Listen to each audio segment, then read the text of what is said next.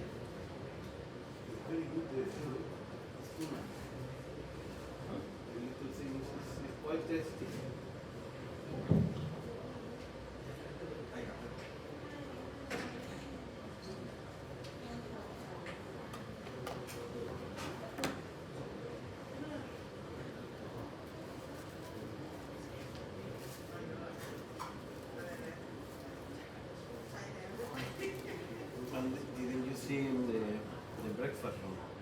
They have the mangoes. Usually, I took one room.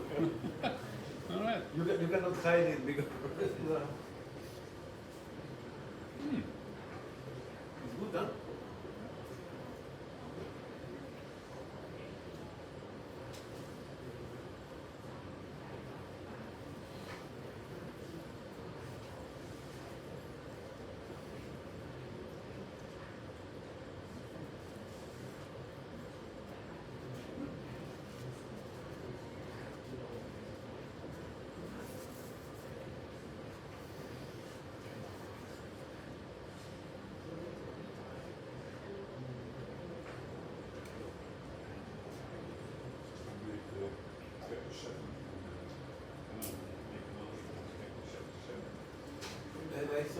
Thank you, brother.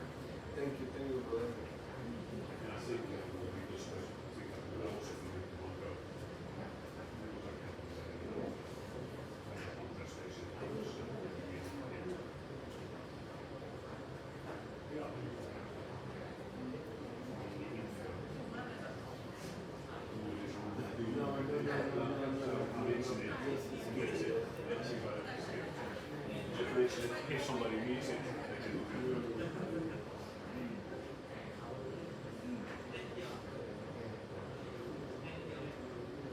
She was given the past 6. It's important to identify. This is something really that, you know, if you're an inspector, okay, you need to know what to find it.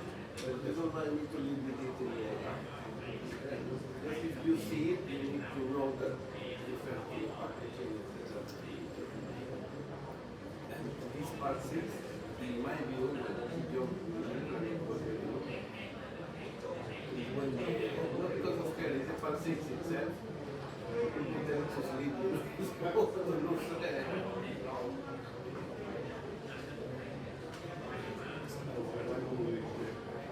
Best marketing on the packaging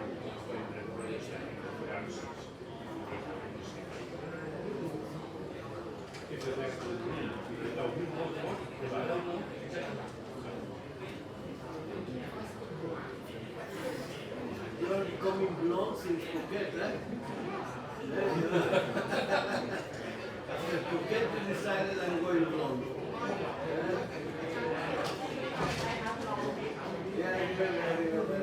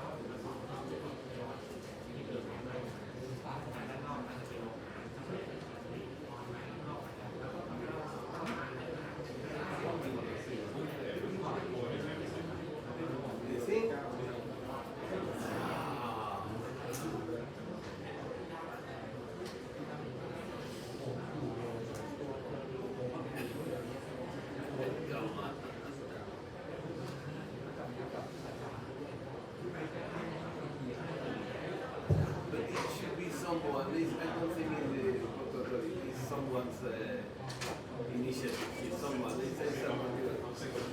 Yeah. Who is the spy in there? Yeah. Who is the owner of the Spy.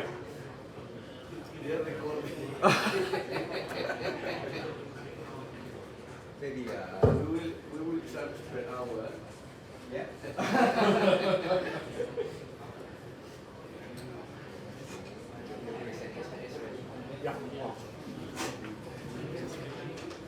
Yes.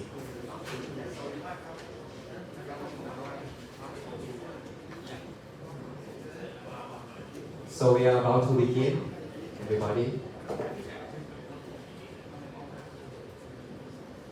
I look on your faces, it's refreshing right now, right? Okay, the next session is the IMDG Code Part 5 Consignment Procedure by Captain Rock from Internet. So, Captain. Thank you. As you can see in the schedule, it was 1.5 hour. I'll have to reduce it now to 1 hour because we have a break at 12. So I have hidden a few slides, but they will be on the presentation you will get later on. So.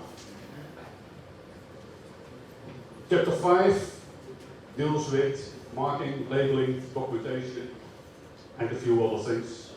So.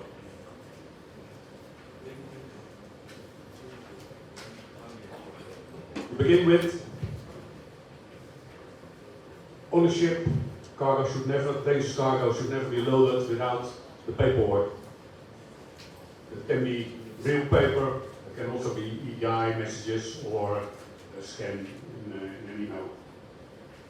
Yeah, so the master should never accept that he gets dangerous cargo on board without having the correct information. And the information should, again, via paperwork or electronically, should, through the whole chain, wherever the container is with dangerous goods, the paperwork should be available. So if you inspect a ship or a truck or whatever, there should be somebody who has the paperwork. If the container is in your yard, you should have the paperwork. Yeah, and again, it could be electronically, but you must have the information. So if there is a spill or an incident, that you know exactly what you have either on the ship, either in the port area itself. We had a question on overpacks earlier this morning. I must say, How many sides we have to put? yes, I've been looking into it, it's not written there, but we can determine it a bit. It says, the IMDG code says, same as the IBC is required, etc. So if it's larger than, you put it on 2 sides. And if you have an overpack, for example, the pallet with the plastic over it that you can see, then it's not necessary. But in principle, I would always put it on, because an overpack usually is 4 drums, 6 drums, or large packages. Put it on 2 sides so that if you put it in a container, you can always see that an overpack is involved.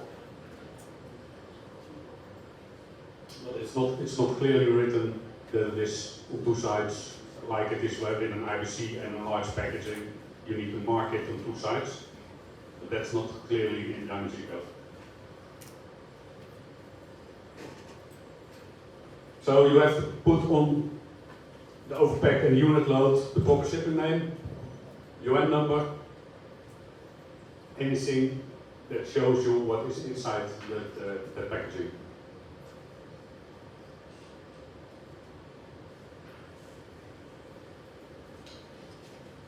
This is repeated a few times in the IMDG code to make it clear. You also see it in chapter 7. If something is contained dangerous goods and the dangerous goods is gone, but there is a little bit of residue left, you still need to mark, label, document it as if it is normal dangerous goods. The only thing that changes is the weight.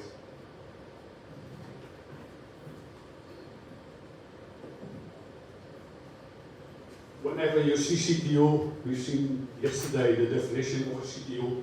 I normally call it a container because most of our time we spend with containers and container ships. But if another one is applicable, of course, you need to look at it as well. For a container, same story as with packages. If they are dirty, yeah, specifically is that of course with tank containers. If they're dirty, you need to deal with them as if dangerous cargo. So you have your 4 sides, the marking and labeling, and the documentation, everything. If you take a firewall box or something similar and you put in 2 different dangerous goods, all the labels should be on the outside to show what is in the inside. And the last sentence is, I think, quite clearly, you don't put 2 class 8 labels on it because one is sub-reliable 8 and a normal label 8, because it's exactly the same. So you don't repeat the stickers, you don't duplicate the stickers on one side.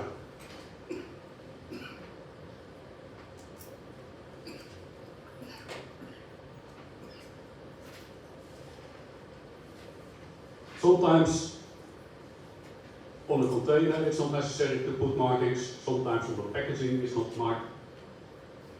But in this case it says clearly that unless it's clearly specified with the UN number, it's not necessary, you still should follow that rule. Now 5.2 is the marking of packages, 5.3 is the marking of the cargo transport units. Yeah. IMBC's specific marking for class 7, I'm not going to spend too much time on that one. I mean, you allow radioactive materials in your port, but do you have it frequently, or is it just a few times a year only? Does anybody know?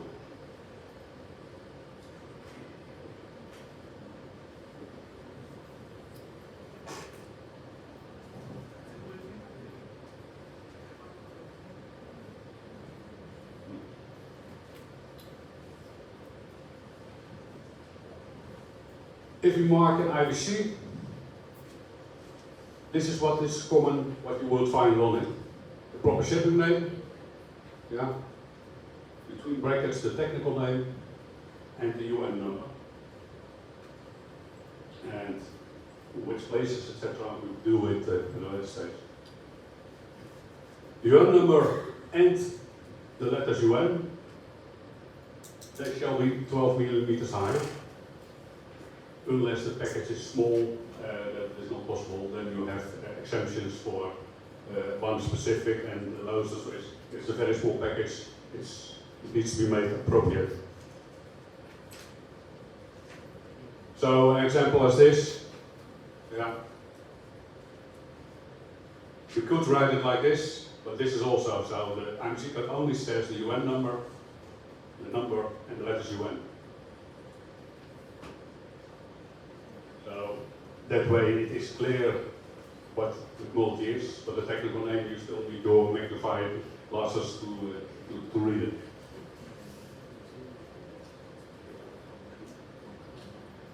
Marking shall be readily visible and legible. So the moment it's damaged, the moment there is dirt on it, that is not what should be acceptable. If you lose it overboard, after 3 months you should still be able to see that it is dangerous goods. So paper labels are not allowed. Yeah, they must be plastic or vinyl or whatever. Unless of course it is on a fiber box, because if the fiber box is dissolved then it doesn't matter anymore with the labels.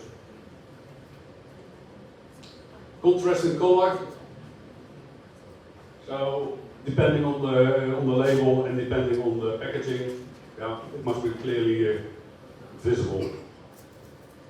And if you have all the information on it from the factory or for the user, that should be separate so that you can easily identify what the dangerous goods information is. Salvage. Someone mentioned it earlier. Yeah, if you have something leaking, you put it in a salvage drum. At the same time, salvage drum should not be shipped. Yeah. If you have a leaking drum, you deal with it basically in port. Yeah. So you put it in a new drum and then sort it. But if on board the ship you have a leakage, then of course you can use a salvage drum.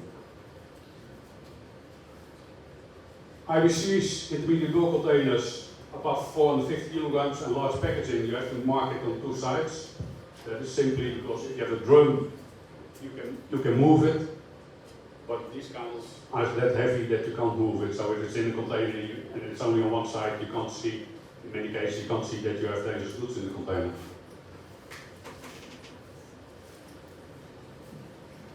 Marine pollutant. You have to put on the marine pollutant mark, but not if it is less than 5 liters or 5 kilograms. I'm not happy with it, but who am I? You can have a full container load with marine pollutant packages if you don't see it, because everything is less than 5 kilograms. In the beginning it was still, the first few years it was still that you still had to mark the container, but nowadays you don't even have to mark the container anymore. So.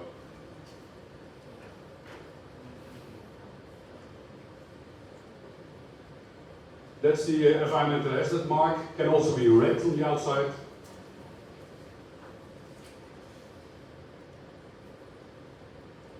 Orientation arrows, why would we need these on packagings? Can you give an example?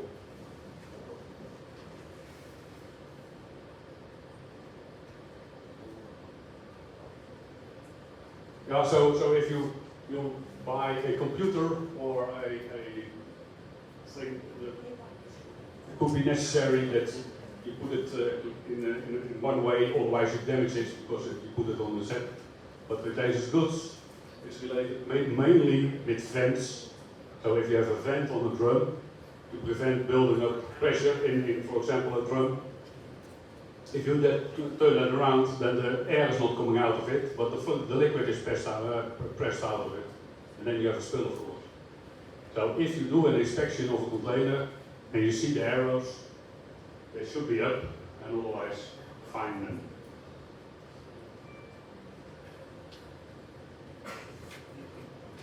Limited quantity, already a bit discussed before as well. Now, you can use the I, the letter I. This one you can use in C mode as well. Not the other way around, because air mode is a bit more rigid, so it's safer than the other one.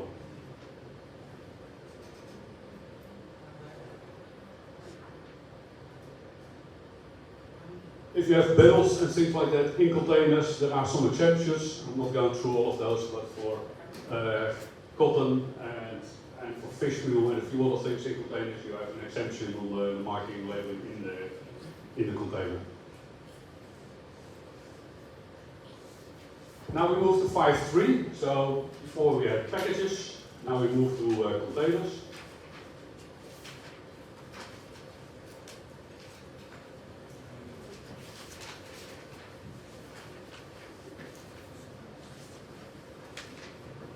Now, so a placard is an enlarged label, and what's a label?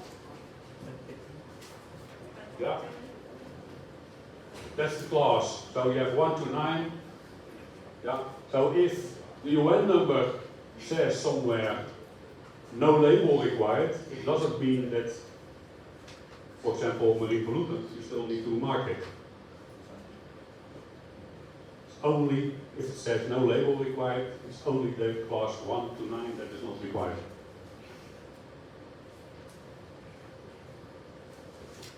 Yeah.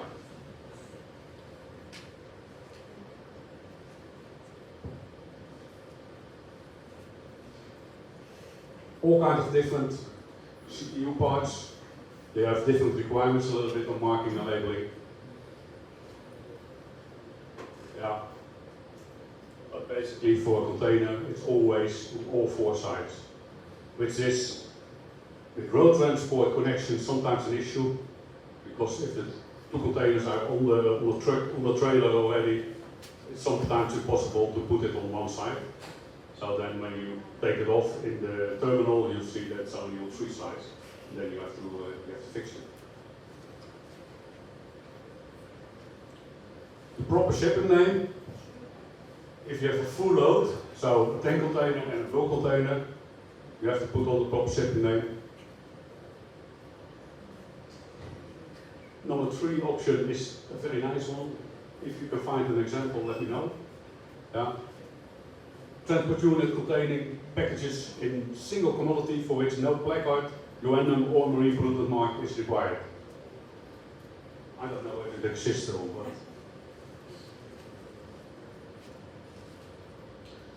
The proper shipping name, that's different from the packagings. Here the proper shipping name needs to be large, and that's 65 millimeters high minimum. Yeah. But this is not a proper shipping name. Yeah, that's between the brackets is a technical name, so this one needs to be high, and this one can be smaller.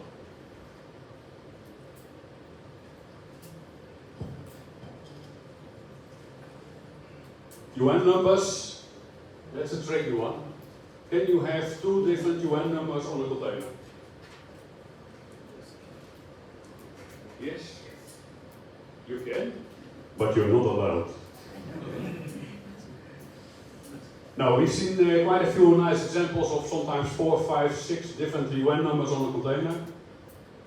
Only, that's point 2, only if you have more than 4,000 kilograms you should put on the UN number. And only for one commodity. So if you have 20,000 kilograms of dangerous goods, let's say paint, UN 1263, and you put in 1 kilogram of UN 1866, you don't put the UN number on the container anymore. I fully agree. Why? Yeah? He was looking a little bit, but I don't understand it. Which, the reason is that it doesn't help you. With one specific UN number, you know exactly what the danger is. If you have more than one UN number in it, and it leaks, you don't know which of the two is leaking. So you need to go to the paperwork. So the basic for you in the terminal, but also on board the ship, if you have a leak, even if it's only one UN number, you should get the paperwork to know exactly what it's talking about. Because if you look at, first of all, if you see the UN number, it should be more than 4,000 kilograms. But we all know that you see sometimes the UN number if there's only 1 kilogram or 5 kilograms of a product in it. Because the shipper doesn't know they should be put on the UN number. Second thing is, if you have a UN number, tells you only, yeah, if we discussed it yesterday, NOS entries, yeah, special provision 274, that could be a little different from what it is. A flammable liquid, yes, but maybe it's still reacts with water, you don't know. So always go to the paperwork. Yeah, and from aboard the ship, you have a small list which summarizes what you need to do if something goes wrong in that specific container. But are you going to fine shippers if they have 2 UN numbers on the container? Are you going to reject it?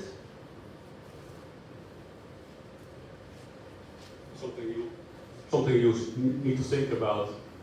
My suggestion is always just give the message back to the shipper, this is incorrect.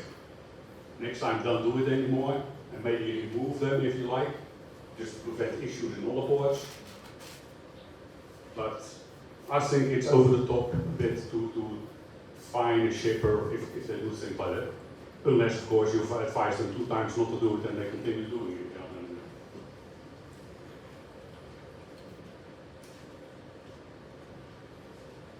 Marine pollutant marks in 210, 2.7, that is 2.10, deals with only marine pollutants, as you know from yesterday, I think. Yesterday this morning? No, yesterday. Yeah, so that basically means, again, if it is less than 5 liters everything, you don't need to mark the container, and otherwise it should be exactly the same as all else on 4 sides.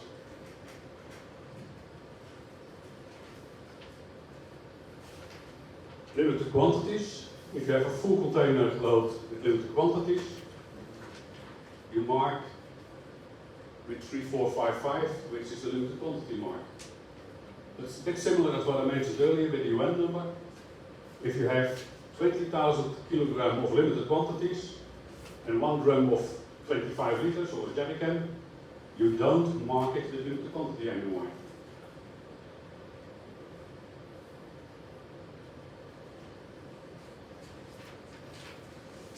Yeah, so to come back to this one a bit.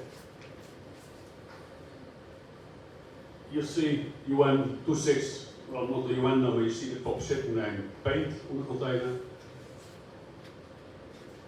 Then what do you expect to find in the container? Of course paint, but how much? Do you expect a full container load with limited quantities of paint? Or do you expect drums with paint, ICs, or just maybe one jelly can with paint? Is that possible? Yeah. You should only use the proper shipping name or the UN number with more than 4,000 kilograms. Yeah.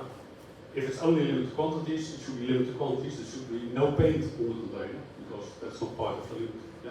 The moment you use limited quantities, you don't use a proper shipping name anymore. You don't use a UN number anymore. So, if there is more than only limited quantity marking on the container, that's confusing and that should not happen basically. Sometimes we use full load term.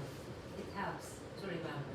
If it's full load, the limited No. quantities, full load means all Yeah. the container is full with limited quantities. Sometimes that term helps understand. Yeah, but the problem with that one is that it quite often is not a full load because 50% is non-dangerous cargo. Yeah, and then the full load goes. But yeah, But if you have a full more load, about the dangers Yeah. also, we can use that.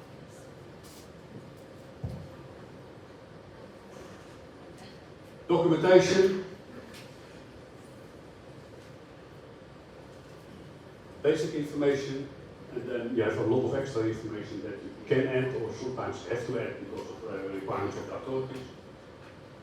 Yeah. Non-dangerous information should never contradict the information of the dangerous goods.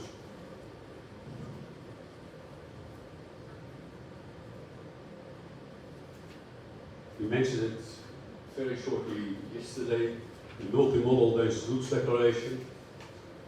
This one, I make it a bit clearer like this. We all know it, I guess. Is that mandatory in your country or not?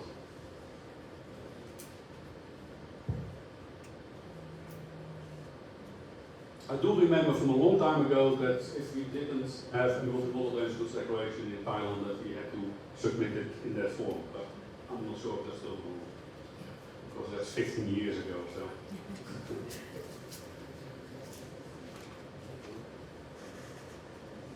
Yeah, I always recommend it because around the world everybody then uses the same format and you know exactly where to find the information. But the IMDG code says you may use it. And may means you're allowed, but it's not mandatory.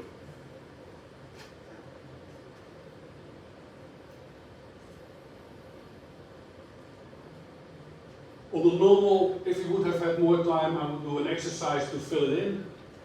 You still can try to do that if you have time left. Yeah. What you also can do is, during a break, is distribute a few examples that you need to check what kind of mistakes are there. Because I have to do a few nice examples with 10, 15 mistakes in it and try to find them all, please.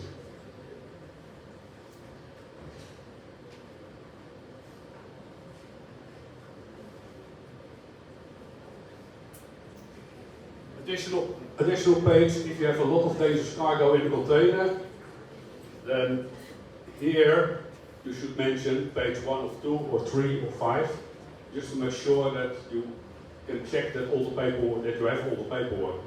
Because if you have 5 pages with dangerous goods and you miss a page, then you don't know it unless it is mentioned as such. And if you have more than 1 page, you can fill it in this one. And that's an empty page basically, so you can put a lot of dangerous goods information over there.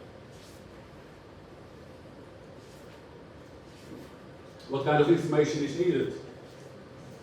I have a few slides on this one. I just jump to this one. First, the UN number. So the sequence is mandatory. Again, I don't think you should fine for it, but but you should advise back to the shipper that a sequence is wrong and it is applicable. If you have all the information, you're already very lucky because 9 out of 10 you're missing information on the Danish goods declaration. So first the UN number, then the proper shipping name and the technical name, between brackets, the class and the division, and the compatible letter if you have fireworks or other class 1 material. Then additional dangers, labels, and then the packing group. So, for example, these are coming straight from the IMDG code.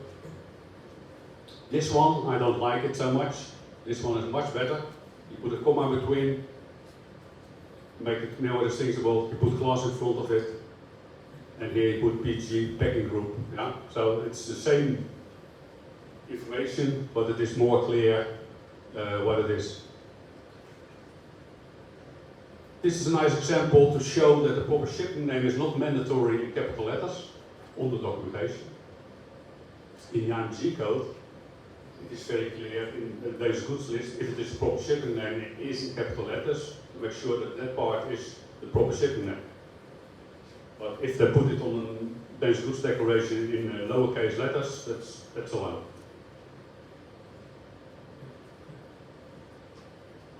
For pesticides specifically, but also for some chemical mixtures, the percentage is very useful. Because if you look at Aldrin, depending on the percentage, it will get a different UN number. Yeah? And for example, if you have, let's say, nitric acid, there's an, if it's pure, it's a complete different UN number than when it is only 50 or 40%. Or if it's only 5%. Yeah? So depending on that, you can make a distinction on whether it's right or wrong. And also what you see here is marine pollutant. It's always been in discussion that it is part of the proper shipping name, but you put it behind flash point in the packing group.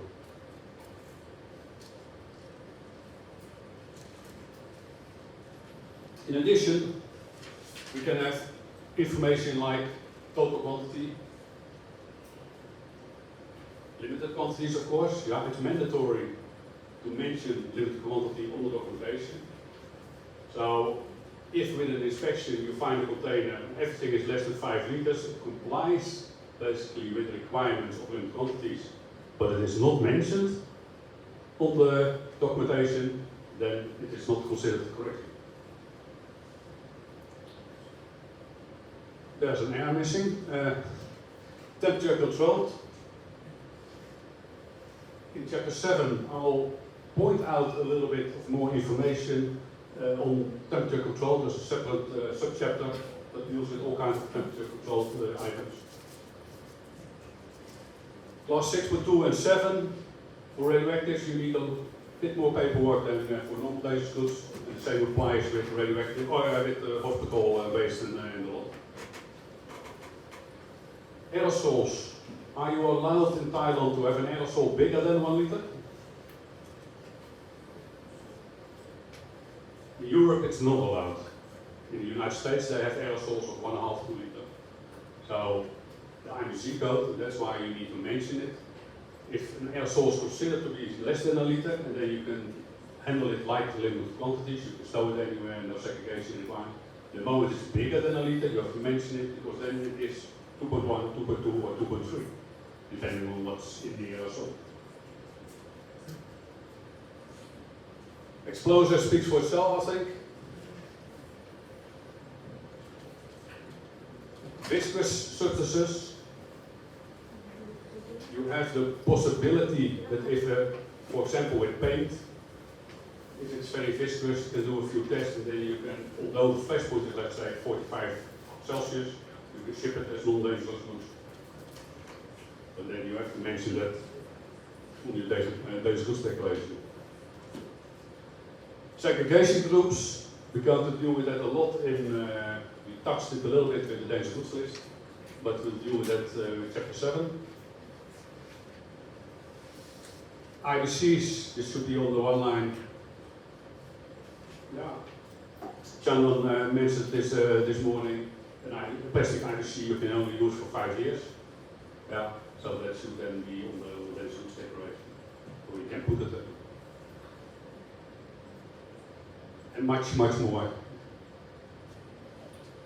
Electronic data processing. If you send the day's goods declaration by EDI or by email, and a signature is not necessary. So then they have to write the name in capital letters.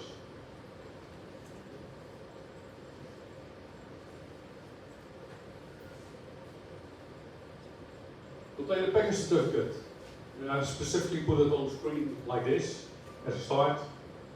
These are very small letters, but this is where you sign for if you sign for container package certificate. Most of you will never stuff a container, I guess, but if you check it, the guy or girl who signs for it, it might be worthwhile to point out that she's responsible, or he or she is responsible for a lot of things. The container was clean, dry, and fit for the goods.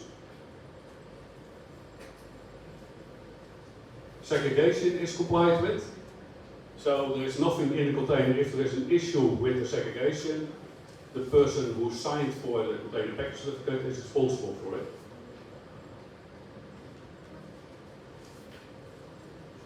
All packages in the container are not damaged. Yeah? So if you stuff a container, it's damaged, you should take it out, you should not fill it. And that's of course sometimes an issue if you have a bill of lading or whatever which is already prepared, but bad luck. Drums. This is a rule that is there because of the Netherlands. We had a company where they put 2 layers of drums and then 2 extra drums, they put them on top, they rolled them in. And when customs opened that container, they couldn't catch the drum properly and ended up in hospital.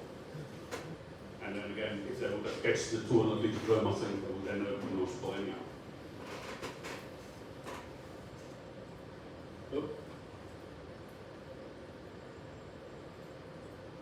Evenly distributed, that's for bulk cargo, but basically for all cargo. Yeah, if you lift the container up and the container goes like this, you have problems with your cell guides, and you might also damage the cargo in the container. Structurally servable container for class 1. If you want to know what it is exactly, normally is any container, a standard container should be structurally servable, but there is a definition in IMDG code if you want. All marks and labels are appropriate. That means 2 things. Anything that is in relation to the day's goods that's in it has been added. And if the previous cargo was also day's goods, then those have been removed.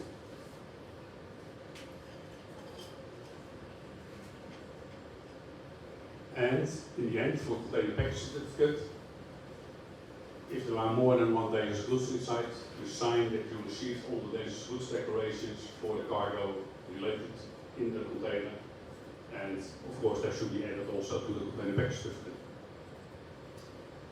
The note, if you have a tank container, you don't need a container package certificate. And why is that?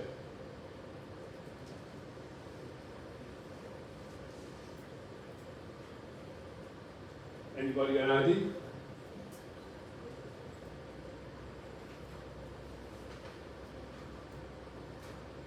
If you see where you sign for container packing certificate, that's almost everything on that is not applicable to a tank container. So you don't do the segregation, you don't do it. You check whether it's clean and fit enough for the product, well maybe you check whether it's clean. But, yeah.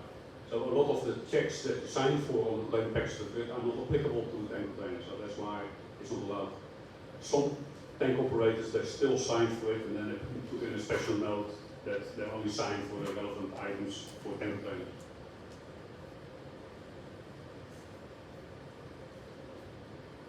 For the ship, they have a short list, a summary, yeah, based on which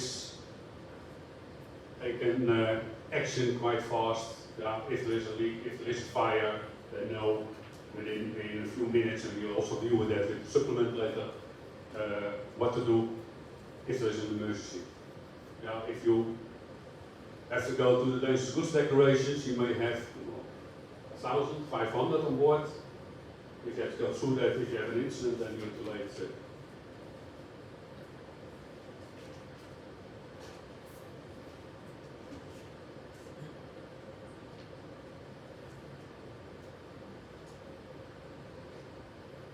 In the end, before the ship sails, that should also be sent to the authorities. And whether that's you or whether that's one of your, so any ship that gets into trouble, port authorities know that the last port of call, they should have the information of all the dangerous goods on board. In case the ship itself is not able to react anymore.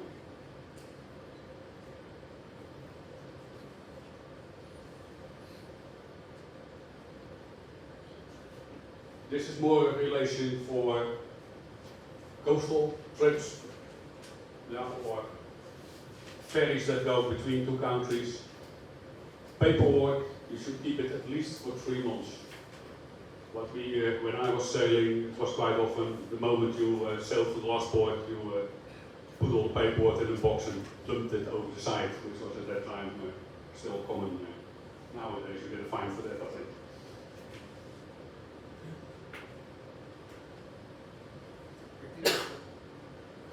If we carry a lot of Sorry? the document, so Yeah.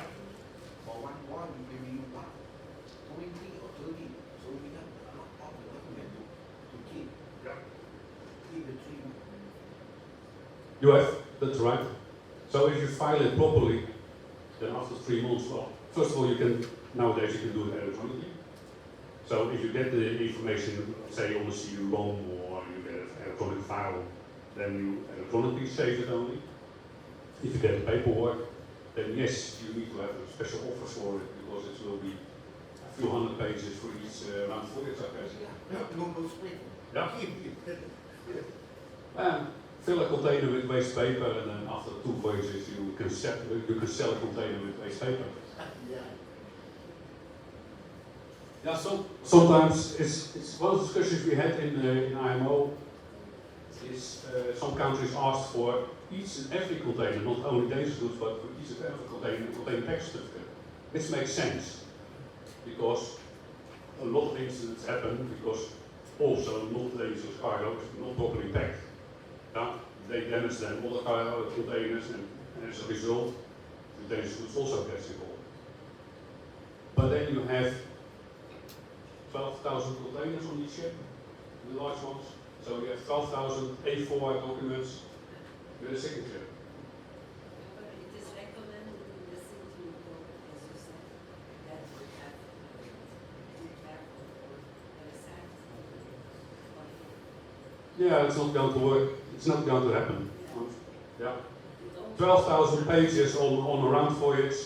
Well, on a round voyage you already load and discharge, so most probably you will have a bit more containers. You will have 16,000 pages on a round voyage, which nobody will look at. So that I cannot believe that that's ever going to happen. Fumigated containers. You fumigate here, you get fumigated containers inside. Yeah, it was already discussed. It's in 5-6 different places in the IMSBC code. So, yeah. If you, yeah, One more picture. of course. For the paper, we have a lot of paper, right? We can carry. Electronic is accept or not for keeping. Yeah, it is. You must have the information basically. So, if you have it electronically, yeah, whether it's a scan or whether it's an EI message, whatever. In the Netherlands, we had a discussion at the moment that the authorities wanted to have the paperwork within half an hour. And you try to print 600 pages on a ship's printer, yeah, that's not working. So nowadays you have big printers, sometimes also on those ships. But so we reduced it, we increased it over there to 2 hours, I think, that you should have it. And then you also can bring it from shore side if necessary. But no, electronically is enough. It's just that if something happens, for example, we had a container somewhere in the Caribbean, that people got ill after they ate the rice, and they found out in the end that 3 months before they had very toxic moiety in that container that had been leaking, that was in the floor, and that evaporated basically when the rice was in. So the rice was toxicated. So then you can trace back what exactly is the reason. And those kind of incidents, they make those requirements.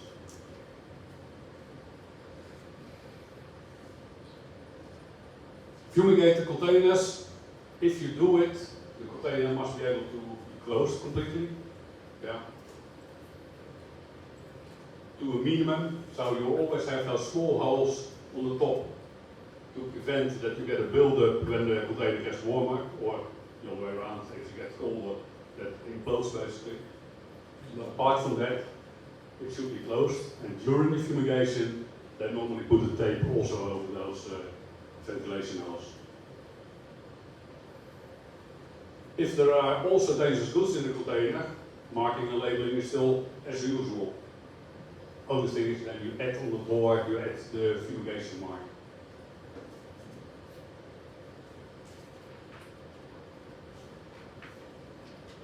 Yeah, this was mentioned also earlier this week.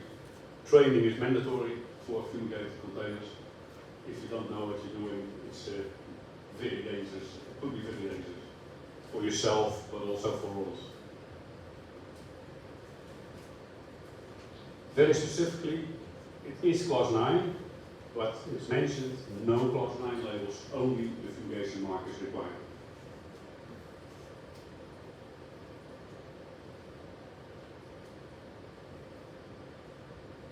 I need to replace this one. This basically needs to be deleted or removed from, yeah. The idea was these were loose labels, we could remove it here and then put it over here. But that caused quite a few issues because people just took one. So they used phosphine and then they put metal bromide sticker on it. So that resulted in an incident in the UK.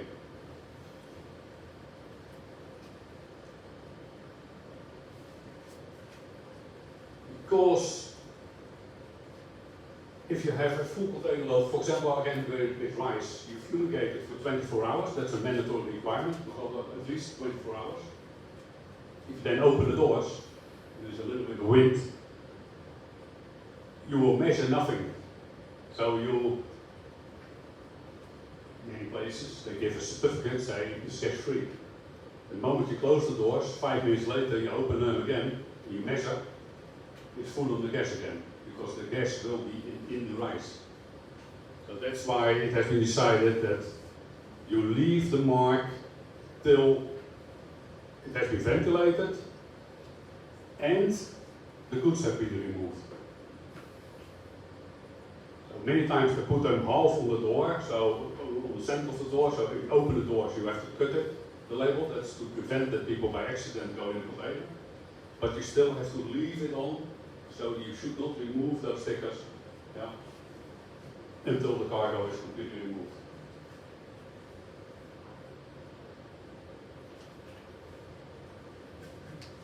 Let's go back to this one. How's your internal procedure if you inspect the container, import container? Do you always measure for gas? No.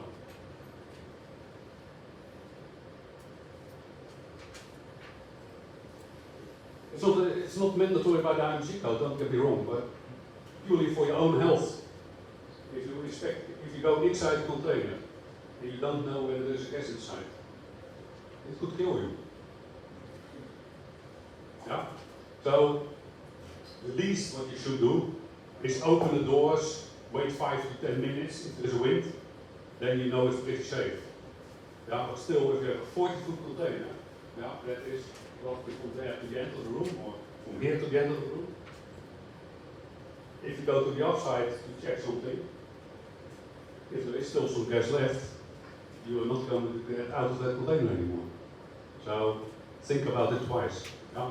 You can put a ventilator in front of it to circulate it. You can do gas measuring, yeah, but don't rely only on the fumigation mark.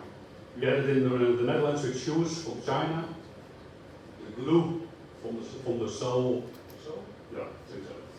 Yeah? That evaporated a flammable gas basically that caused brain damage to the people who worked in it. Yeah? So in the Netherlands, for customs, every container is gas measured. I think that's a little bit too much, but at least you should have a kind of a risk analysis when you should do it, yes or no. So we have any regulation for the measurement of the communication? Yes. Yeah. How many meters when we far away from 1 meter for the measure? You measure a container normally with through the opening of the door, Yes. and then you wait, let's say, 5 to 10 minutes. If you have to open the door to get a hose in, you wait a few minutes. So if there's then gas inside, it will be there again, and then you do the measuring. And if you measure anything, of course, then you know you have a problem. And you can discharge a fumigated container without any problem if you know what you're doing. Yeah, but don't do it in a shed.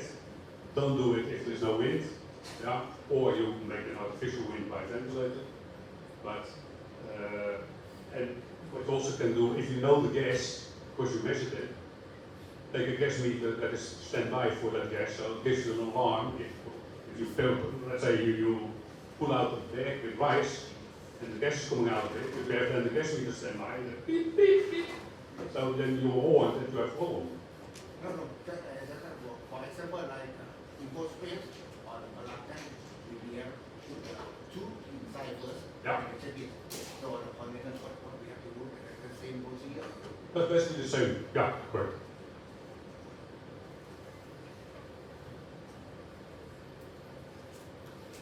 Asphyxiation. Yeah, very shortly mentioned also earlier. You have a few gases that we use for quality control for some products, mainly agricultural products, flowers and fruit.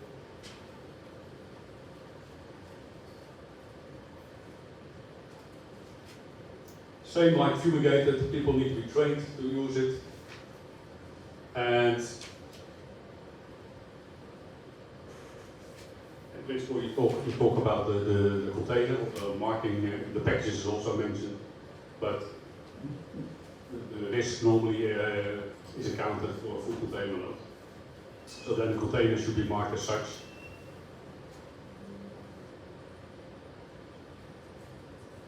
Yeah, this is basically the same text as what you see with fumigated containers. And the mark is this one. That differs from the fumigated one. The difference is a little bit that if you fall down for because of fumigated, you are intoxicated, and it could be that it will remain the rest of your life. You'll have a problem with it. Well, with this one, usually it is if you get into fresh air, you might have a headache for 2 days, and then the problem is sorted usually.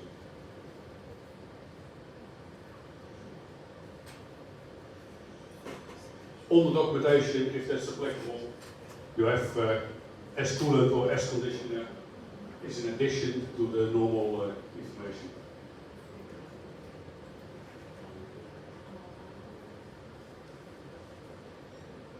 Not the IMSBC code, but very relevant to days of good shipments. The material safety data sheet, as we used to call it in the past. Since we have the global harmonized system, we call it the safety data sheet only. If you don't know exactly what the dangerous goods is, what are the risks, how is it, you request a data sheet. You can do that only if you have an incident. You can also make the procedure that for each and every good that gets into your report that you want to have a data sheet to have file somehow. You can also buy a database where you have access to, let's say, 100,000 different chemicals, which will help you also in case of incidents. But if you have a data sheet, point 1 describes you what's in it, what is it, what's the product name is, first aid measures, if somebody is ill, or what you need to do about it. Handling and storage, that's a little bit in relation, so there's nothing to do with the C mode, But if you put it in your stores on the key site, then that's applicable.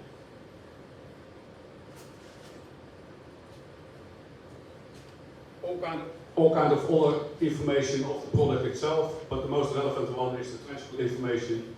If the SDS is correct, it should show you the UN number, the proper shipping name, the packing group, flash point, anything that you need to know to make a proper Danish goods declaration.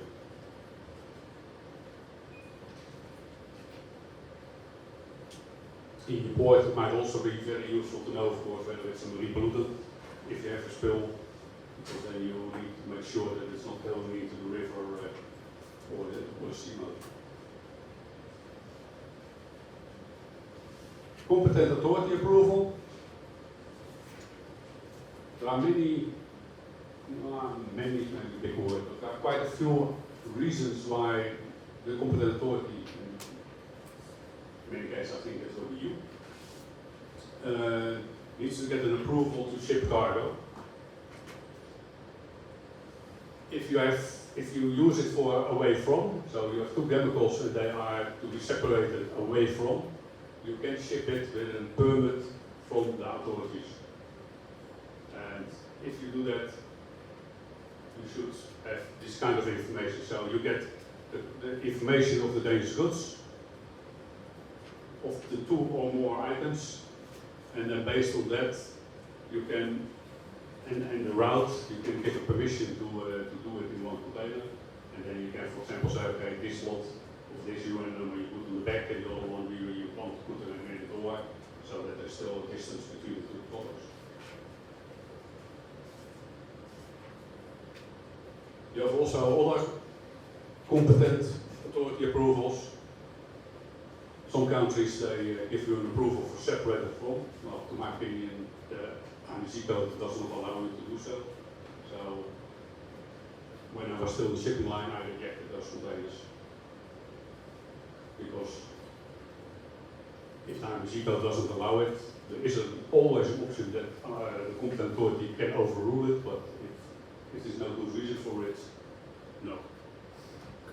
Then of course you can have them in Russian language or Chinese language, or most probably Thai language as well. I don't think I can read it if you give a permission in Thai language only. Yeah. So, in many cases it's allowed, but it's not acceptable because the shipping line and the people involved, they can't read it.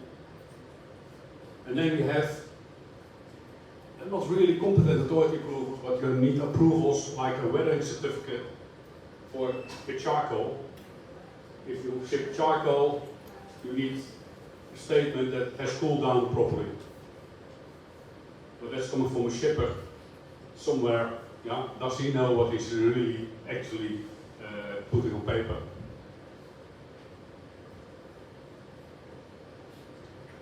That was it.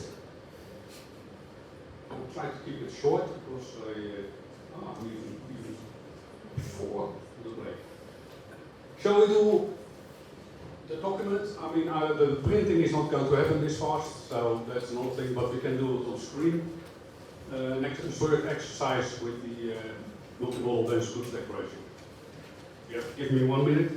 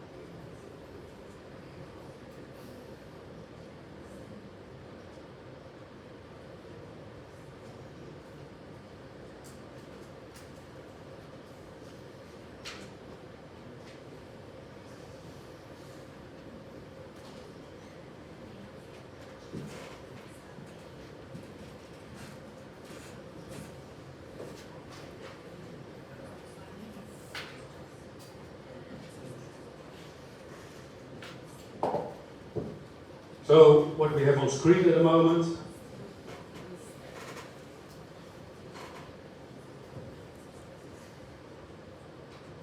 it's the most relevant part from the multi-model dangerous goods declaration. Yeah. This one basically should be crossed out. Yeah. This shipment is within the limitation prescribed. Delete if not applicable. So if it is not, if it's going by seagoing ship, cross out the information for air mode. So cross here, cross here.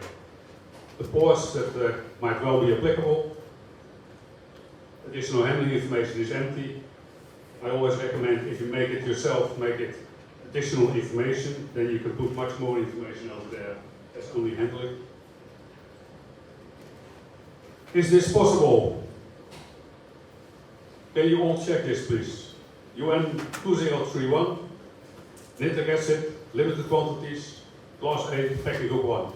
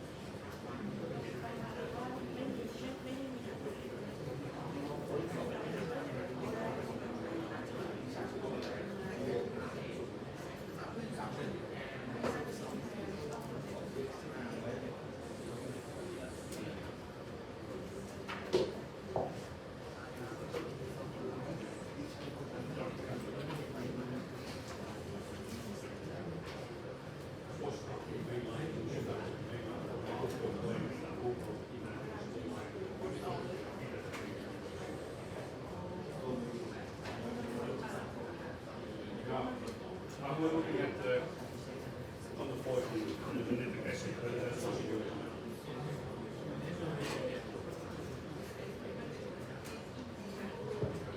Yeah? No, but it's sure something will work.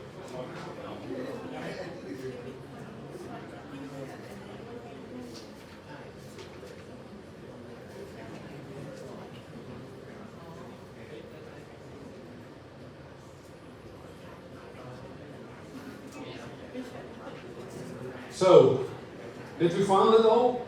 Is it possible? Is it correct? It's not correct.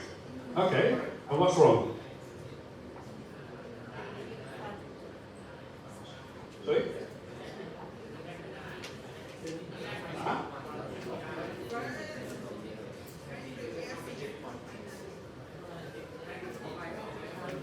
So, the UN number can be correct.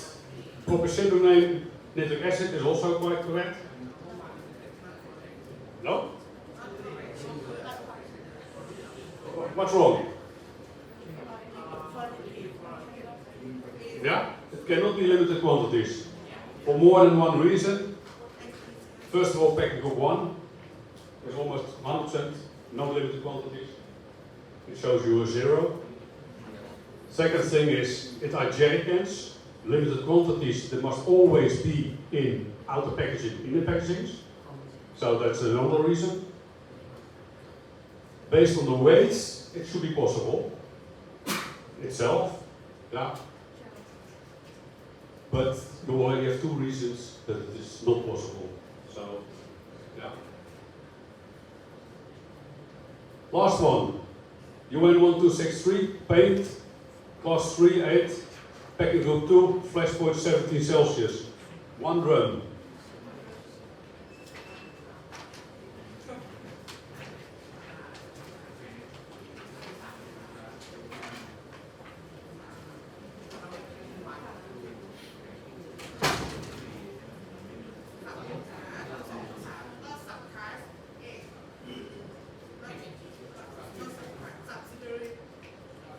Correct. No class 8 as a sub-risk.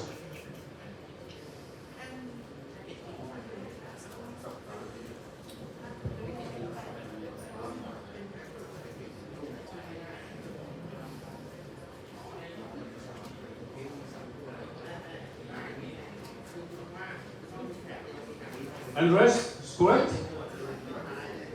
We only have other problems with this one.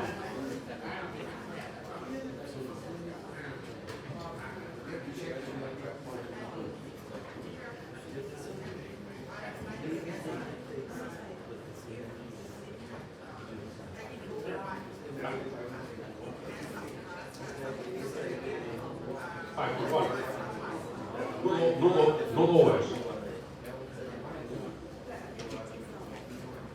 Depends on the concentration. Yeah, nitric acid, to go back to the previous one, you may have a sub-risk 5.1. Yeah?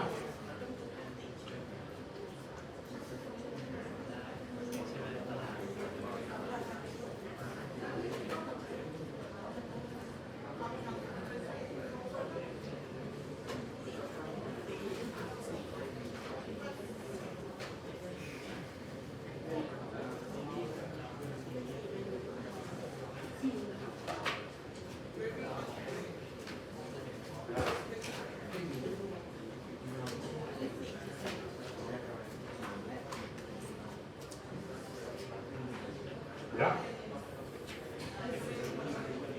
Yeah. So 5.1. Yeah?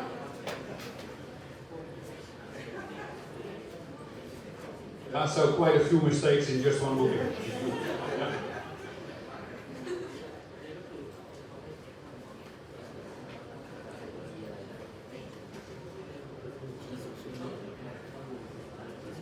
What do we with the paint? We all have more problems, or could we accept it for the rest?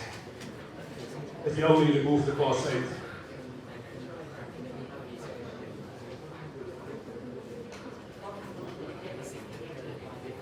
You're missing a few data, for example, EMS, you're missing, yeah. But for the rest, I think it's an acceptable movie. If you move the sub 8.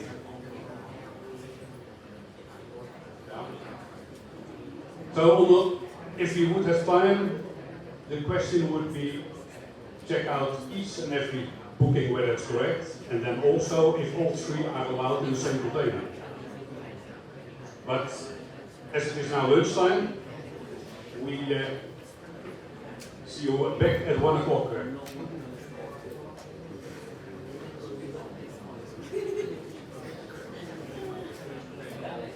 Okay, thank you, Captain. So we'll be back here in 1 o'clock. It'll be better now. ครับก็ขอบคุณพี่ๆครับก็เดี๋ยวเราพักทานอาหารครับที่ชั้น3เหมือนเดิมนะครับแล้วก็รบกวนลงบันไดด้วยนะครับเพราะว่าลิฟต์มันอาจจะไม่ทันนะครับก็กลับมาทีตอนบ่ายโมงตรงนะครับขอบคุณครับ